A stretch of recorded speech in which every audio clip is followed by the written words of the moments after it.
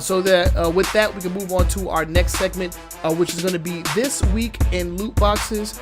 This time it is brought to you by Quake Championship. So let's go ahead and jump into that. What's going on this week in loot boxes? Yeah, so we've got another developer running away from the loot boxes. Quake Champions has announced that they're going to scuttle loot boxes in favor of the more lucrative and less legally problematic season or game pass battle passes. Yeah. So the way it's going to work is once the December update launches, there's no date on that one either. They're going to take away the ability to buy loot boxes for reward money, and you'll be buying battle passes. The battle passes cost, I think it's like 1,100 platinum. To put that in perspective, 1,100 platinum costs $9.99. So it'd be $10 because you can't buy 1,000. You have to buy, it's like 500, 1,100, and then it goes. That's how they get you, man. Yeah, it's like 500, 1,100, 2,400, and like something else, 5,000 or something like that. But yeah, so the lowest amount that you can buy is 500, but the least expensive item is like 700. Right. That's how they get you. They get you. That's remember, that's how Microsoft points were. I remember back in the day. That was horrible. It was very. I always had like 30 points in my account at all times for like no reason. Yeah, exactly. But yeah, so it's interesting. That another one, and you know, they won't be the last because it's going to come down, especially with the announcement last week that who was it? It wasn't the FTC is open to investigating loot boxes. It's being investigated all across Western Europe. I mean, their time is numbered, and you know, I hadn't thought about it until I started seeing these investigations. But yeah, loot boxes are essentially gambling. You're paying money and you pull in the slot machine hoping you're going to get a specific item. Yeah. And if you don't get it, if you don't have that self-control, you don't get it. You just keep dropping those quarters until you get the item or you're out of money, right? Yeah, pretty much. Yeah, essentially. So out with loot boxes and in with battle passes. Yeah, I'm still not a huge fan, but I think they're better than. I'd rather have battle passes than loot boxes. Yeah, for sure. Yeah, I mean, I didn't really partake in either one, honestly. I mean, even with playing Overwatch, you know, you have the loot boxes, but that was by leveling, so I'd never really paid to unlock anything like that. But still, I don't know, man. There's just something weird about battle passes. I don't know. I don't like it because if you're not playing the game consistently, you're not really able to take advantage of what the battle pass provides. You pay like $20 for a season, and then you have to play a lot in order to unlock everything that's available in that season's time. That's how they rope you in. That's the whole plan. That's how they rope you in. That's what Fortnite is doing. That's why people play Fortnite ad nauseum, because like, well, I paid $15 for my battle pass. I want to unlock all of the stuff, and it takes hundreds of sometimes thousands of hours to unlock all that stuff. And I mean, that's what it is. It is what it is. The thing is, as long as it's not mandatory for me to play and enjoy a game, so if I can casually jump in and out of a game without having to buy a battle pass, I'm fine with it. Yeah, that'd be fun. Yeah, I'm still not over the fact that Team Ninja's developing Ultimate Alliance. I'm still not over that. That's actually pretty crazy. But that was This Week in Loot Boxes. You know, we're gonna harp on this story or this topic of stories until loot boxes is no longer a thing. And by the looks of it, we will, you know, we may not have. Yeah, it's gonna be sooner than later. You know, we're gonna run these guys up out of here. Yep. But yeah, let's go ahead and move on. Now we're gonna jump into the long form discussion where we take a singular topic and just do a deep dive into that. Boogie, why don't you go ahead and introduce that for us? Yeah. So this is the fourth new store opening in the past year with the Epic Games Store, and the question is there a new war brewing on the PC? The marketplace wars. Is it going to be a race to the bottom? Is it going to just be some healthy competition, or or something in between. I mean, because there's quite a few marketplaces out there, from EA and Ubisoft having their own, and then you got GOG, and you've got the Humble, and you got Amazon Prime and their Twitch Prime setup. Yeah, you've got Steam, you've got Discord, you've got now you've got Epic Games, and I'm sure I'm missing probably half a dozen or more of them out there. Yeah. But those are some of the big ones I know of and I've interacted with. Is it gonna get too convoluted and you not know where your games are or how to play them, or you got to have 20 launchers on your system, or can they handle this? Can it be handled on PC? Man, I would say that the marketplace wars, became a thing when singular publishers came out with their own marketplaces, like like the EA Origin, the Ubisoft with their Uplay or something like that. What the hell is that thing called? It's Uplay, exactly. Yeah, what you said. Uplay. When they came out with their own marketplaces for their own games, and decided that they were going to put them on Steam, I would say that it started then, because EA wants Origin to be a one-stop shop for video games, especially for their own video games. Right. They give you like the early access, where you can get access to the game early.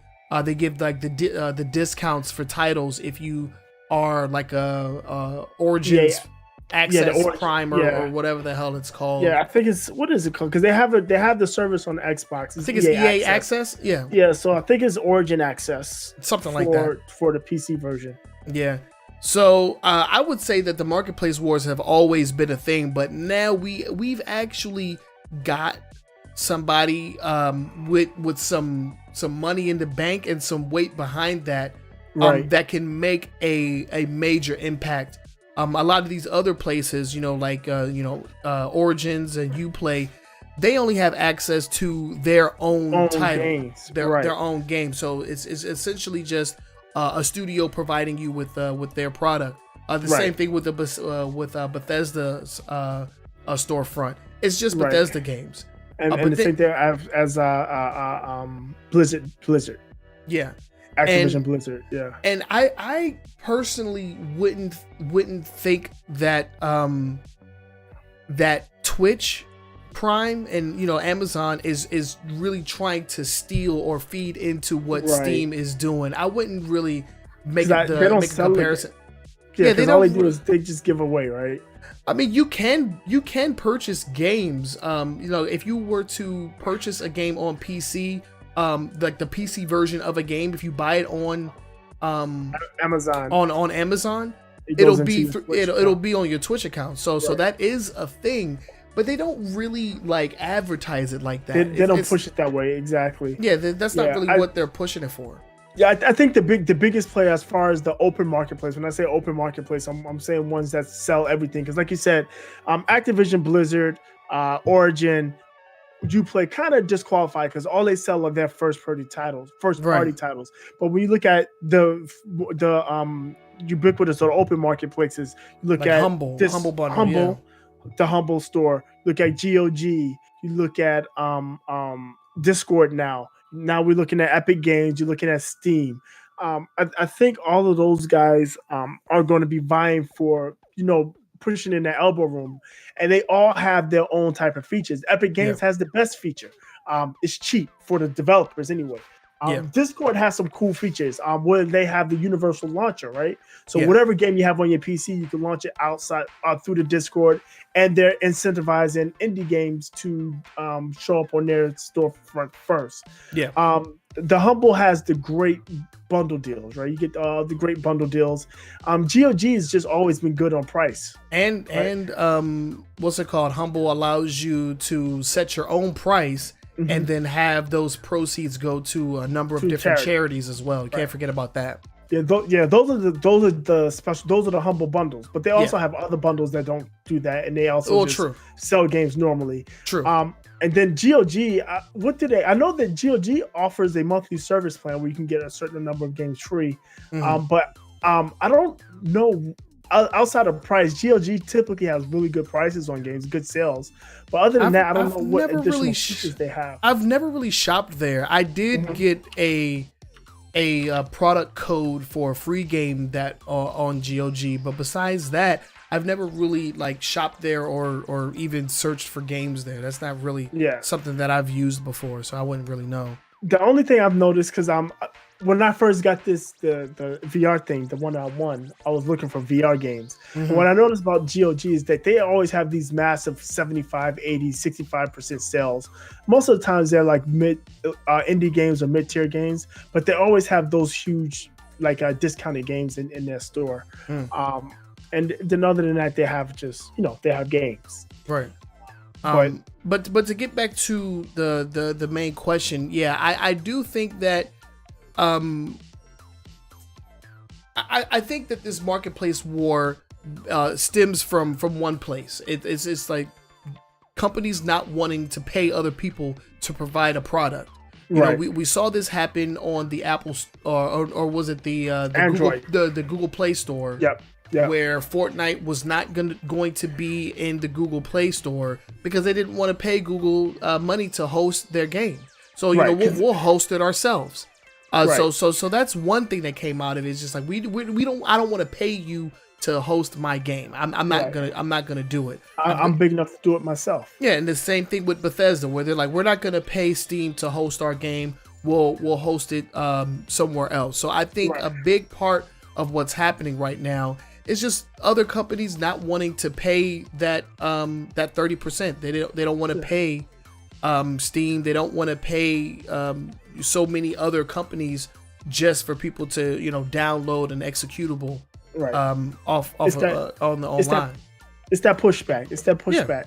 And it makes sense because when you look at Fortnite, the amount of money they're making, like we talked about it, I think they made like $130 million in the first 90 days on iOS. Yeah. But when you look at that $130 million, 30% of that went to Apple. And all Apple did was post it on their storefront. And Fortnite said, hey, I mean, not Fortnite, but Epic Games said, hey, why are we paying them 30% is like $40 million, right? Almost $40 million. I'd have to break up my abacus to get that. Why are we paying them $40 million just to list our game? Because the game is downloaded off of their servers. Mm-hmm. The gameplay is hosted on their servers.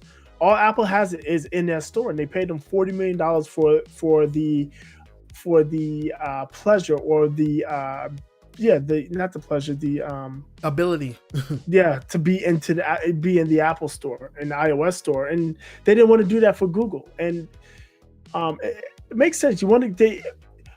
I don't have a problem with a developer saying I spend a lot of money, $50, $60, $100 million developing this game. I want to get my return back, and it's harder for me to get my return when I'm giving somebody 30% just to put it on their store shelves. Think of it, that's like Best Buy. No, go ahead. That's like at a Best Buy, when you buy a TV from Best Buy, you pay $1,000, and Samsung gets $700, and Best Buy gets $300. Yeah. While Samsung is still spending $1,000 to build the TV, it just doesn't make sense. And I can understand where these companies are coming from. And then you have to think about this, microtransactions. Because, depending on where the game is hosted, people take a cut out of that as well. Right. That's reoccurring. That's a reoccurring fee right there. Right. That's how Apple made all of their money off of Fortnite, is because of they take a cut. Whatever marketplace you buy the game out of, when you make a transaction, when you make a purchase in their microtransaction store, their in-game store, that cut goes to whatever marketplace. So if you downloaded Fortnite from Steam, can you? I don't think you can even.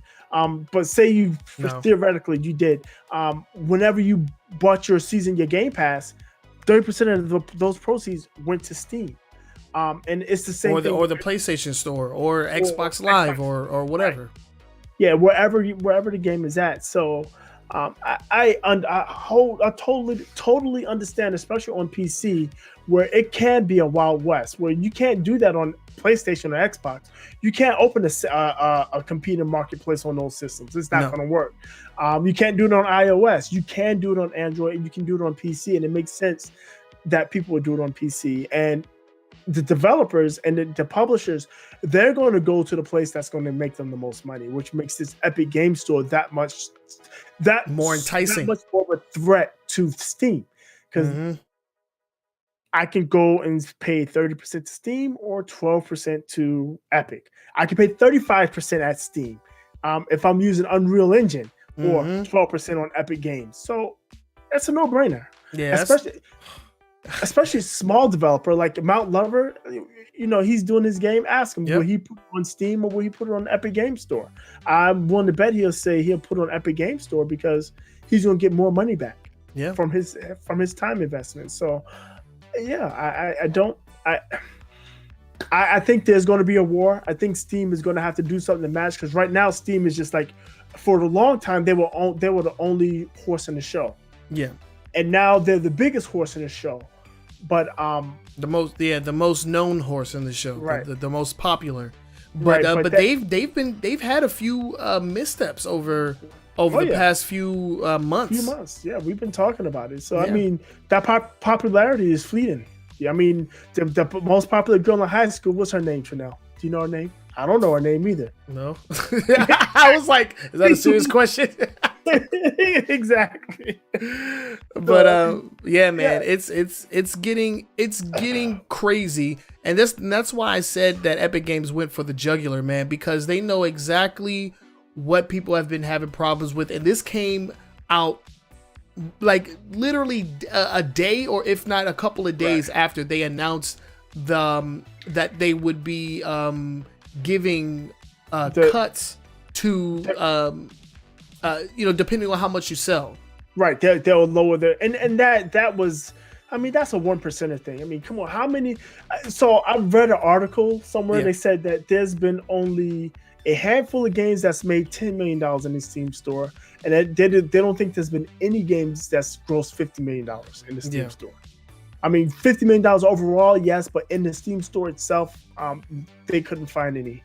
So, I mean, it's a red herring. Yeah, it's a red herring.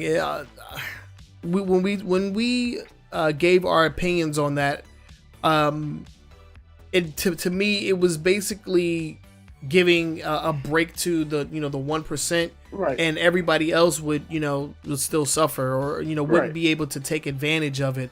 I should say. But now everybody is going to be able to take advantage of at least, not paying 35%, depending on which engine you're using to run your game. Right. You can pay 30 to 35%, or 12%. I mean, that's everybody wins in that regard. Right. So my next question is twofold. One, are we going to see a race to the bottom? Are we going to see Steam and are we going to see GOG or all these other marketplaces try to match that? Or are they going to add features? And then also, are we going to see any of these developers start passing off some of those savings to us? We talked about this during the story. If you're selling the game for $40, or let's make a nice round number, $100 on Steam, and you're selling it for $100 on Epic Games, where on Epic you get $88 back and you get $70 back on Steam, would you sell it for maybe $90 on? I don't see why not. On the Epic Game Store, and still get more money. You're still getting $78, right? You still get $78 versus the $70 on Steam. Yeah, and you selling at a discount, and you can generate higher volumes. That's exactly right, because the consumer wins. They're paying less for the product. Right. You still win because you're making more money than you would on Steam. Right. And Epic Games wins because you're pumping out a higher volume. You're selling more copies. So yeah, it's a win-win-win on that front. I can see a developer doing stuff like that. Like, okay, we're gonna knock the price down 10% because we're still coming out positive versus what we have it everywhere else. Yeah, and that just help drive volume. It'd be interesting. I want to see how this shakes out. Now, I definitely want to see how everybody else responds to it. I definitely want to see what Steam has to say about it. Steam hasn't come forth with anything, after they announced, the cut for, right, how many sales you make or whatever. But we haven't heard a lot from Steam and Valve regarding that for a while. They've been playing like a pretty like hands off. They've been taking a hands off approach to Steam. In light of some controversies that have been going on throughout the year, and they're gonna need to hop back on the saddle if they want to compete with this, because this has the potential to shut them out in its entirety. Yeah. Right, it could do that. Yeah, right now is not a competition because Steam has all of the games. I think Epic has about a dozen, but there's already rumblings from industry insiders saying, "Hey, look, we're going to hold off for a second and see what's going on with this Epic Games thing, because we might not release our game on Steam, or we might release our game on Epic first and see how it does, and if it does well, we're not going to release our game on Steam." So yeah. I don't see why not. I mean, dude, never underestimate the power of paying less money for something. Yeah, definitely not. Because man, if I can do the same thing here and pay less money, I'm gonna take that avenue, And I think a lot of people, especially if you're an indie developer, I think a lot of indie devs are going to be jumping over to Epic Games. And Epic Games, they have that clout right now. They have the number one game.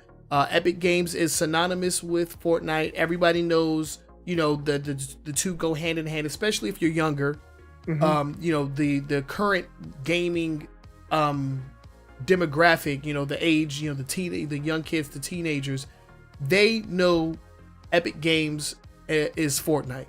Right. So the Epic Games Store is that's their playground. Right. And man, it has the potential to shut Steam out in its entirety. Yep. It does. It'll definitely take some time, but the potential is definitely there, especially if Steam doesn't come back with any kind of incentive for people to stay.